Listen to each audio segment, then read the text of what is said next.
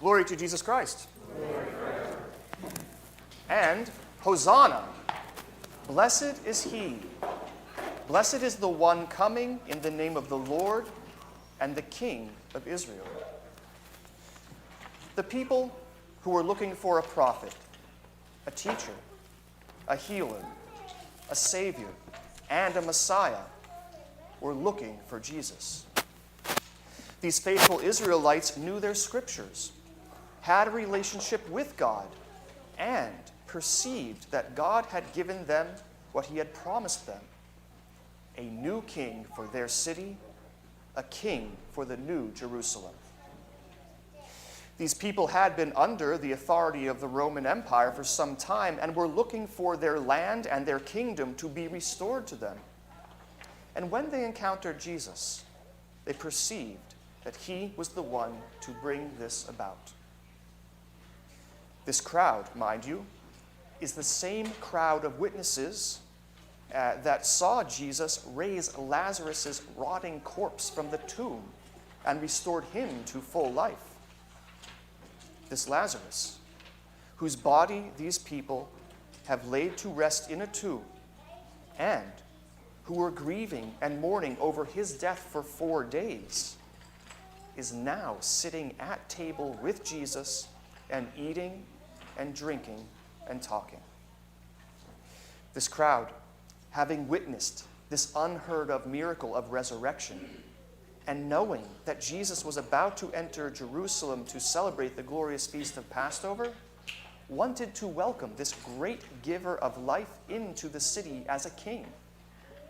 They took palm branches from the trees to wave and welcome him into the city of Jerusalem, the city of God.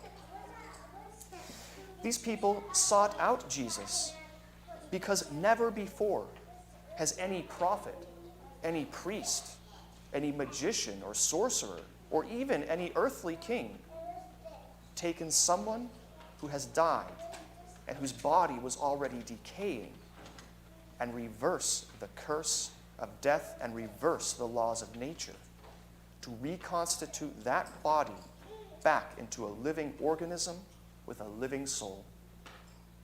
Never before has this occurred. But yes, Jesus performed this miracle, not just for the sake of Lazarus, but as a prefigurement of his own resurrection. Jesus' actions were to give us faith in his power, to reassure us, so that we do not lose faith in him because of the trials he is about to endure, and so that we should not be afraid of the trials ahead in our own lives, because Jesus, the Son of God, has power over everything, even death. Jesus, who can command even death, mounts a donkey to enter into his city as king. For it says in the prophecy of Zechariah, "Rejoice greatly, O daughter of Zion. Shout aloud, O daughter of Jerusalem. Behold, your king comes to you.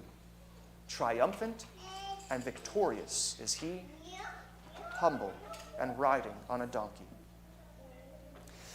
The king is triumphant and victorious over the power of death and over the power of the devil. Just as Jesus withstood the temptations of the devil in the wilderness, he now rejects pride once more. And even though he is king and Lord of all, he enters into his own city on a simple beast and is hailed by simple people and children. But Jesus is not just entering an earthly kingdom of stone and mortar and soldiers. He is preparing the way to the eternal Jerusalem in heaven. He has given us the conclusion of the story of salvation history by showing us that he has the power to resurrect us and bring us back to life. But he is about to show us that we do not enter into that life without trial, without tribulation, and without sacrifice. But that when we follow after him, recognizing him as king, offering a sacrifice of praise and a sacrifice of good works done through faith, that we will be rewarded for completing the race, and we will rise with him at his fearsome second coming. Glory to Jesus Christ. Glory